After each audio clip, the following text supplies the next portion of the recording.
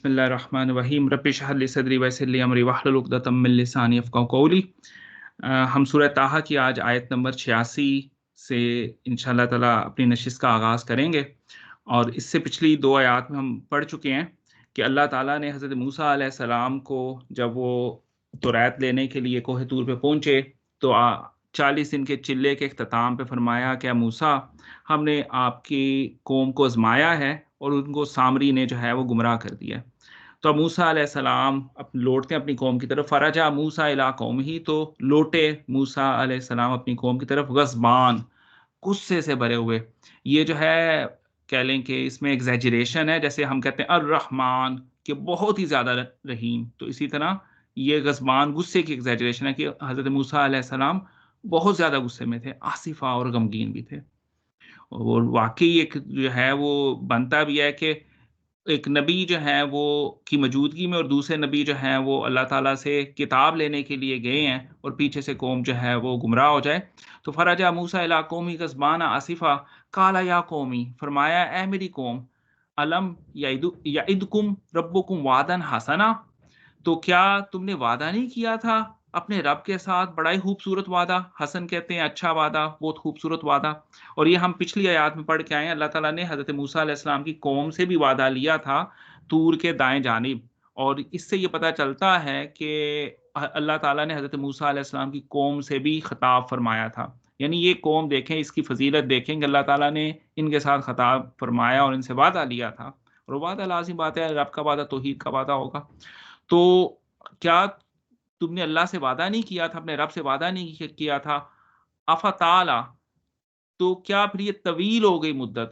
ताला तवील जो है हम उर्दू में लफ़्ज़ इस्तेमाल करते हैं, अलैकुम, तुम्हारे ऊपर, अलैकुमुल अहदु, कि ये जो वादा था ये तुम्हारे ऊपर इसकी मुद्दत तवील हो गई। य या अम का मतलब या अरदतुम, तुमने इरादा किया, अन यहिल्ला, कि तुम खोल लो, हलाल कर लो, या हिलाल हलाल जो है वो खोल लेना के माने में आता है। तुम खोल लो अलैकुम, अपने ऊपर, गज़बुम मिन रब्बिकुम, अपने रब का गज़ब। तो तुमने रब के किए हुए वादे, जो इतना खूबसूरत वादा था, वो तुम्हारे लिए तवील हो गया उस पे अमल करना, या तुम चाहते हो कि रब का गज़ब तुम पे वो जो है ना जारी हो। और दूसरा, फिर सिर्फ उन्होंने वादा हज़रत अल्लाह ताला से नहीं किया था, हज़रत मूसा अलैहिस्सलाम से भी किया था। और मूसा अलैहिस्सलाम आखिर में फरमाते हैं, वाखलफ्तुम मौइदी, कि तुमने मेरे साथ भी किया हुआ वादे की खिलाफी की है। और जाते हुए इससे पता चलता है कि मूसा अलैहिस्सलाम तलकीन करके गए थे, वाज़ करके गए थे, खुतबा दे के गए थे अपनी कौम को कि मेरे पीछे जो है गुमराही का रास्ता इख्तियार नहीं करना। और आप देखें कि 2 अंबिया की मौजूदगी में मूसा अलैहिस्सलाम की कौम जो है, जो उस ज़माने के मुसलमान हैं, वो शिर्क में मुब्तला हैं। अब वो क्या कहते हैं, बनी इसराइल के अफ़राद क्या कहते हैं? कालू, कहने लगे, मा अख़लफ़ना, कि हमने वो जो है खिलाफ नहीं किया मौइदा का, आपके साथ जो हमने वादा किया था, बिमल्किना, अपनी मर्ज़ी से, वलाकिन्ना हुमिलना औज़ारन, बल्कि हम उठाए हुए थे। हुमिलना, जिससे अब हामला का हम उर्दू में लफ्ज़ इस्तेमाल करते हैं, क्योंकि माँ बच्चे को अपने पेट में उठाए होती है तो उसको वो जो है इसको वज़न को कहते हैं। तो हम उठाए हुए थे औज़ारन मिन ज़ीनतिल कौमी, हम जो है ज़ेवरात का बोझ उठाए हुए थे उस कौम का, यानी कि फ़िरौन की कौम का। तो इसमें मैं ये बता दूँ कि कुरान पाक में और अहादीस में तो इसकी तशरीह नहीं आई, लेकिन कहा जाता है कि ये इन लोगों के पास जो है वो ज़ेवरात रखते थे, जो मिस्री अफ़राद थे, जो लोग थे, मिस्र के लोग थे, इनकी ऑनेस्टी की वजह से, इनकी दयानतदारी की वजह से। तो जब ये निकले हैं, तो इनको तो नहीं पता था कि पीछे फ़िरौन गरक हो जाएगा, अल्लाह ताला उसको गरक फरमा देंगे और मूसा अलैहिस्सलाम के असा की बरकत से वो जो है दरिया शक हो जाएगा। तो ये उनके जल्दी में अगर ये उनको वापस करने की कोशिश करते उन ज़ेवरात की, तो पता चल जाना था फ़िरौन और उसके तमाम शहर वालों को कि ये लोग निकल रहे हैं। तो रात के अंधेरे में ये लोग निकले थे, तो ये वो ज़ेवरात साथ ले आए थे। और शायद उनके ज़हन में ये हो कि बाद में वो ये लोग आके हमसे वापस ले लेंगे। लेकिन अब चूँकि वो पीछे गर्क हो गए, तो ज़ेवरात इन लोगों के पास थे, उस पूरी कौम के। तो फ़कज़फ़नाहा, तो हमने उतार फेंका वो जो ज़ेवरात का बोझ था। फ़कज़ालिका, और इसी तरह अलका सामरी, के डाल दिया सामरी ने। अब अब देखें सामरी के लिए अलका का लफ्ज आया और इन लोगों के जो पास जो जेवरात थे उसके लिए फकज़फ़नाहा, तो इन्होंने वहां पे भी डाल दिए, फेंक दिए, और सामरी जो था वो आग के पास बैठा था, उसने इनके जेवरात भी उसमें डाले और साथ वो जो है उसने खुद भी कुछ डाला उस आग के अंदर। अलकस सामरी, अल्लाह ताला ने ये बयान नहीं फरमाया कि क्या उसने डाला आगे, बल्कि वो सामरी शायद आगे खुद बताएगा, अगली आयत में आएगा। तो अब आगे क्या हुआ, फ़अख़रज लहुम इजलन जसदा, तो निकाला उसमें से, निकाल लाया उस आग में से। अच्छा, अब आग का लफ्ज भी आयत में नहीं आया, लेकिन ये वो जो है तर्जमे में जिन्होंने किया है और मुफस्सरीन ने भी यही बयान किया कि आग के अंदर वो ज़ेवरात डालेंगे, और समझ भी यही आती है कि ज़ेवरात को पिघलाने के लिए आग की ज़रूरत होती है। तो फ़अख़रजा, तो निकला, लहुम उसमें से, इजलन गाय का बछड़ा, गाय का बच्चा, जसदन उसका जिस्म निकला, लहू ख़्वार और वो आवाज़ भी निकालता था गाय की सी। फ़क़ालू, तो ये कह उठे, हाज़ा, कि ये है, बल्कि सामरी कहने लगा, तो सामरी ने कहा, फ़क़ालू हाज़ा इलाहुकुम, कि ये तुम्हारा खुदा है, ये तुम्हारा इलाह है, तुम्हारा माबूद है, व इलाहु मूसा, और मूसा का भी माबूद है, फ़नसिया, वो तो भूल गया है।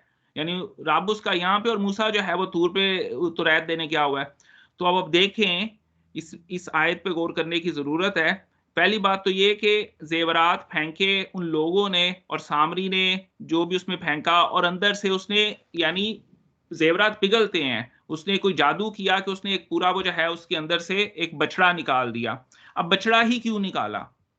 अब आप देखें कि सूरतुल बकरा में अल्लाह ताला बयान फरमाते हैं, जहाँ पे बकरा का नाम ही गाय को अरबी में बकरा कहते हैं, और वहाँ पे इनको कहा गया कि गाय को ज़िबा करो, तो तब तुम्हें पता चलेगा कि तुम्हारे जो कौम के अंदर कत्ल हुआ है, मकतूल को उस गाय का गोश्त लगाओगे, मारोगे, तो वो जो है उठ के बता देगा कि मुझे किसने कत्ल किया है। तो ये उस वक़्त गाय को ज़िबा नहीं करना चाहते थे। इन्होंने बहुत हिज्जत, वो जो है कह लें कि बहाने बनाए, इधर-उधर की बातें की, पूछा गाय बूढ़ी हो, जवान हो, रंग कैसा हो, तो बहुत सारी, और इवन कि अल्लाह ताला ने कह लें कि पहले तो जब मूसा अलैहि सलाम ने फरमाया ना कि गाय को ज़िबा करो, तो कहते ये कहने लगे कि आप हमारे से मज़ाक करते हैं, और मूसा अलैहि सलाम ने ये कहा कि अल्लाह ने कहा है कि गाय को ज़िबा करो। तो उन्होंने कहा कि क्या आप हमारे से मज़ाक करते हैं? और मूसा अलैहिस्सलाम ने कहा कि आऊज़ बिल्लाह अन अकूना मिनल जाहिलीन, कि मैं अल्लाह की पनाह माँगता हूँ कि मैं जाहिलों में से हो जाऊँ, कि तुम जाहिल हो कि मैं खुदा के रेफ़रेंस से तुमसे बात कर रहा हूँ, तो मैं कैसे मज़ाक करूँगा तुम्हारे साथ? तो आऊज़ बिल्लाहि अन अकूना मिनल जाहिलीन, पहले तो बात यहाँ से शुरू हुई। फिर कुछ 5-6 आयत चलती हैं, आप देखें, उसमें वो मुख्तलिफ़ हीले बहानों से आते हैं और वो नहीं चाहते कि वो गाय को ज़िबा करें। और फिर गाय का जब रंगत पूछते हैं तो अल्लाह ताला कहते हैं कि वो गोल्डन कलर की हो, पीले रंग की हो, सफ़राव, कि वो जो है पीले रंग की हो। तो अब इससे वो जो है, जो मैं समझता हूँ, अगरचे मैंने तफ़ासीर में या कह लें कि तर्जुमों में ये चीज़ नहीं पाई, लेकिन आप देखिए कि ये जो तहज़ीब थी, मिस्री तहज़ीब, ये दरियाए नील के किनारे पे आबाद थी। और जो है उस ज़माने में कह लें कि जितनी भी तहज़ीबें थीं, वो किसी न किसी दरिया के किनारे पे आबाद थीं। जैसे मेसोपोटामिया की तहज़ीब है जो इराक में थी, वो दरियाए फ़रात के किनारे पे आबाद थी। सिंध में जो है हमारे तहज़ीब थी, जो कि मेहरगढ़ कह लें, बलूचिस्तान में बोलान के इलाके में है। ये दुनिया की सबसे कदीम तरीन तहज़ीब जो दरियाफ़्त हुई है, वो सिंध में है, और सॉरी बलूचिस्तान में है, पाकिस्तान की है, जो 8000 साल पुरानी है। तो ये जितनी भी तहज़ीबें होती हैं, ये किसी न किसी दरिया के किनारे पे लोग आबाद होते थे, क्योंकि पानी की फरावानी होती है। और ये वो लोग थे जिन्होंने ज़राअत शुरू की, और ज़राअत के ज़रिए इन्होंने वो जो है कह लें कि इनकलाब लेके आए, और लोग इससे पहले जो हंटिंग करना जानते थे, अब वो एक ज़री मुल्क के तौर पे मिस्र सामने आया। और ज़राअत जो की जाती है, उसमें आप देखें बैलों के ज़रिए हल चलाया जाता है, और बैल जो है उसको जन्म देने वाली वो जो है, उसकी पैदाइश गाय के ज़रिए होती है। और इसी तरह वो जो है कह लें कि गाय से दूध भी मिलता है, गाय से गोश्त भी मिलता है, मक्खन भी मिलता है, दही भी मिलता है, और गाय के वो जो है गोबर से लोग कह लें कि आज भी उसको जलाने का काम करते हैं। फिर हमारे हमसाया ममालिक में जो आप देखते हैं कि गाय के साथ क्या कुछ उसकी वो करते हैं, इज़्ज़त व तौक़ीर करने की कोशिश करते हैं मुख्तलिफ़ तरीकों से, और वो उनके कुछ मज़ाहिब मज़हब भी उसमें उनको बताता है गाय की अहमियत के बारे में। तो मैं आज देख रहा था कि इवन के सूडान में भी कुछ कबीले हैं, इस वक़्त के सूडान में, जहाँ पे लोग गाय के पेशाब से वो जो है ना अपना सर धोते हैं, वो कहते हैं कि ये एंटीसेप्टिक है। तो ये सारा सिलसिला क्यों शुरू हुआ?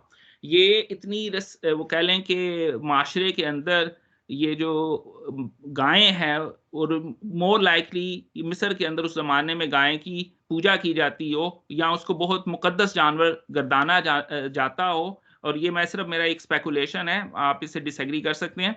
उसकी क्यों? क्योंकि उस वक़्त जो ज़रई इनकलाब आया मिस्र के अंदर, वो गाय और बैल की बदौलत था। तो इनके ज़रिए और साथ इनसे जितनी चीज़ें कह लें कि हासिल की जाती थीं, वो कै बाकी जानवरों की निस्बतन गाय से इंसान को ज़्यादा फ़ायदा हुआ। इवन कि मैं इस जगह पे जहाँ पे बैठा हूँ आयरलैंड के अंदर, यहाँ पे भी कह लें कि 16वीं सदी के अंदर आलू की काश्त शुरू की इन्होंने, स्पेन से आलू आए और गायें यहाँ पे फ़रावानी के साथ थीं, तो आलू और दूध, इन 2 अशिया की मौजूदगी में इनकी आबादी डबल हो गई। विद इन कह लें कि फ्यू डेकेड्स इनकी आबादी जो है, कुछ दहाइयों के अंदर इनकी आबादी डबल हो गई, और ये जो है कह लें कि तकरीबन 50 लाख से ज़्यादा इनकी आबादी क्रॉस कर गई। फिर जब आलू को कहत पड़ा, यानी आलू को बीमारी लगी, तो फिर इस तरह इनकी आबादी जो है वो आधी आबादी कह लें निस्फ़ हो गई। कुछ लोग जो है वो माइग्रेशन करके वो चले गए अमेरिका। इस वक़्त अमेरिका में बहुत सारे आयरिश लोग हैं।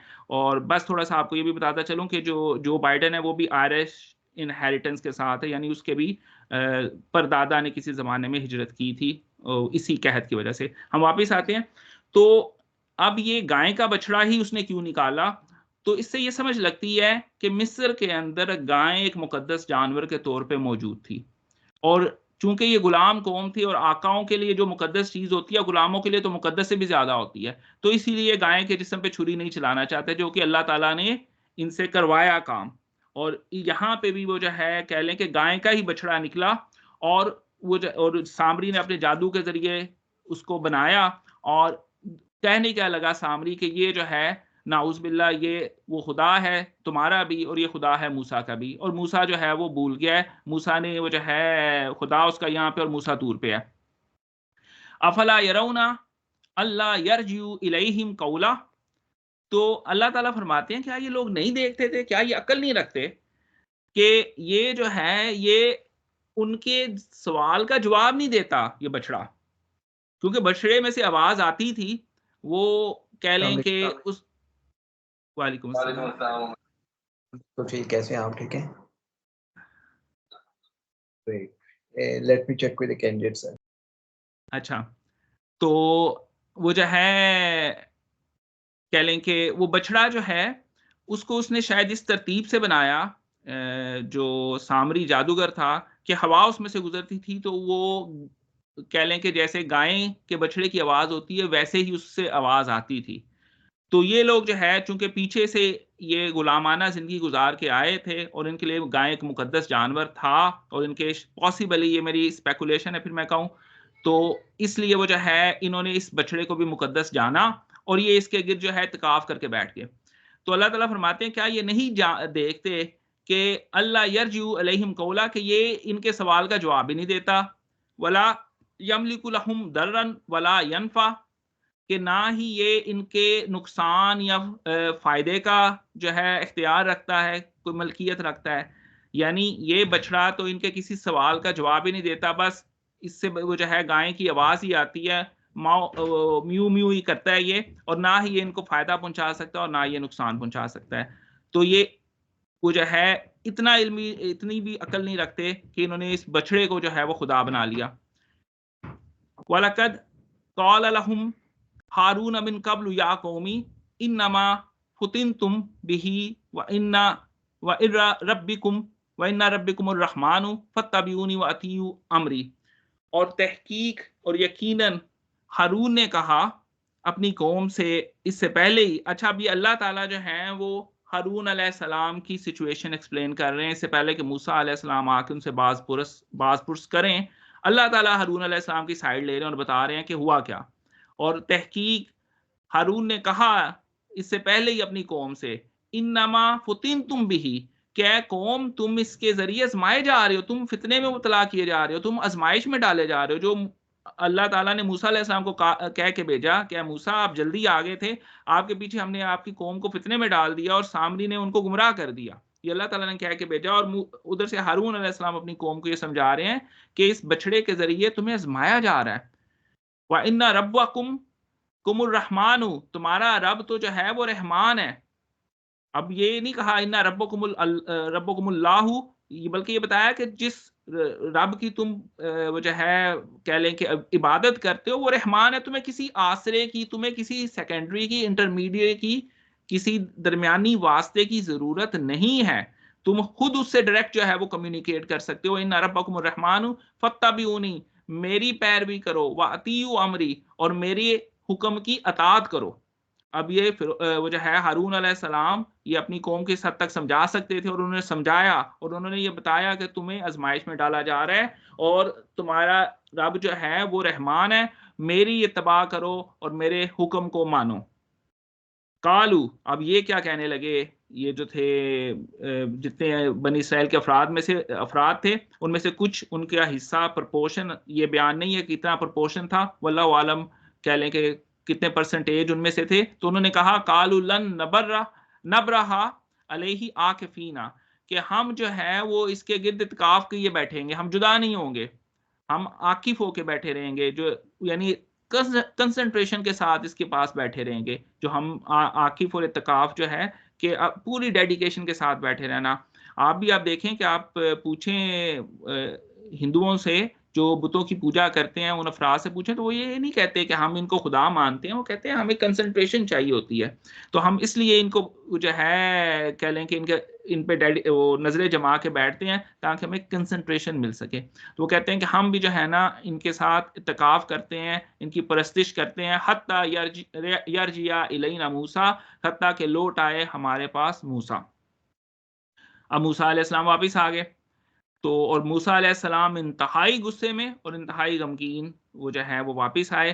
काला या हारून, और फरमाने लगे ए हारून, मा मना का, कि किस चीज ने मना किया था तुम्हें, इस राईतहुम, कि जब तुम देख रहे थे, ए हारून किस चीज ने तुम्हें मना किया था कि जब तुम देख रहे थे कि कौम जो है वो बछड़े की पूजा में मुब्तला हो रही है, दल्लू, के ये कौम जो है वो गुमराह हो गई है, तो ए हारून आपने क्यों नहीं रोका इनको।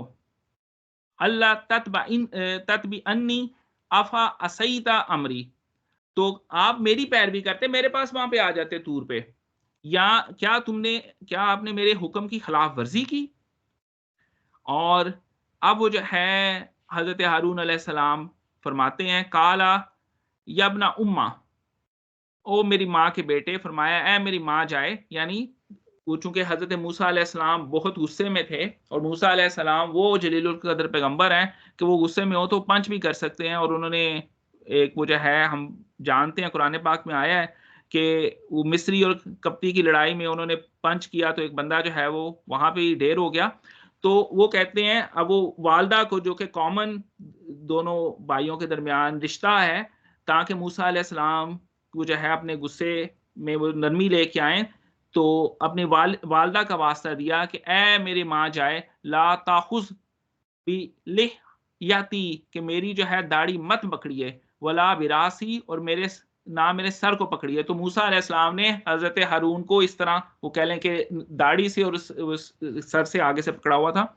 तो अन तकूला, यकीनन इन्नी खशीतु, यकीनन मैं डरा, अन तकूला फरक तबैना बनी इसराइल वलम तरकुब कौली, के तफरका के तू कहे कि आप कहें, अन तकूला के आप कहें, फरक था कि आपने फर्क डाल दिया, तफरका डाल दिया, बैना बनी इसराइल के दरमियान आपने तफरका डाल दिया। इससे ये बात पता चलती है कि बनी इसराइल के तमाम अफराद इस शिर्क में मुब्तला नहीं हुए, उनमें से कुछ वो जो है लोग थे, कुछ अफराद थे, कुछ उनका प्रपोर्शन था, हिस्सा था। तो आपने बनी इसराइल में फर्का डाल दिया, वल्लम तरकुब कौली, और ना मलहूज रखा मेरी बात को, यानी हजरत मूसा अलैहिस्सलाम लाज़मी बात ये बात बता के गए थे हारून अलैहिस्सलाम को कि इनको इकट्ठा रखना है, जमीयत को बरकरार रखना है।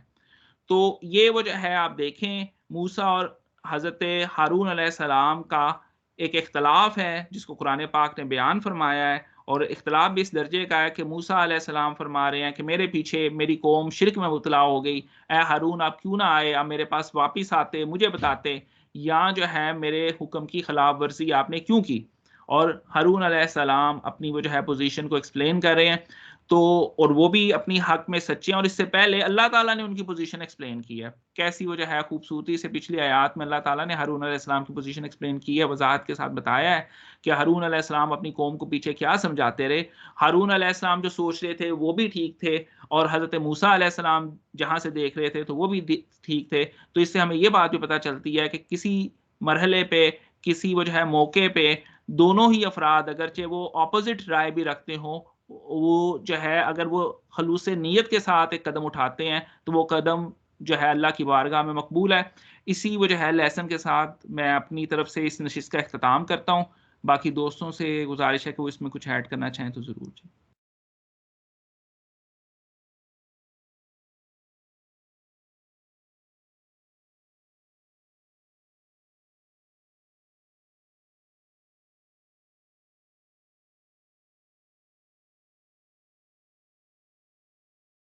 ये फ़ाज़िल भाई हैं, गेस्ट यूज़र? जी, अस्सलाम वालेकुम। वालेकुम अस्सलाम सर जी, कैसे हैं? अल्हम्दुलिल्लाह सर, शुक्र अल्लाह का। आप सुनाएं कैसे हैं? जी, जी, अल्लाह का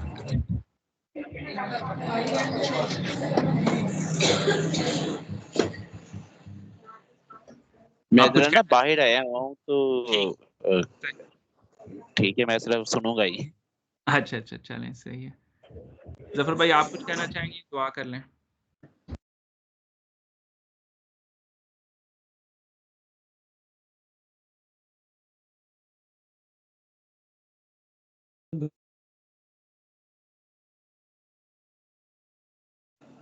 जी, दुआ कर लेते हैं। बिस्मिल्लाहिर्रहमानिर्रहीम।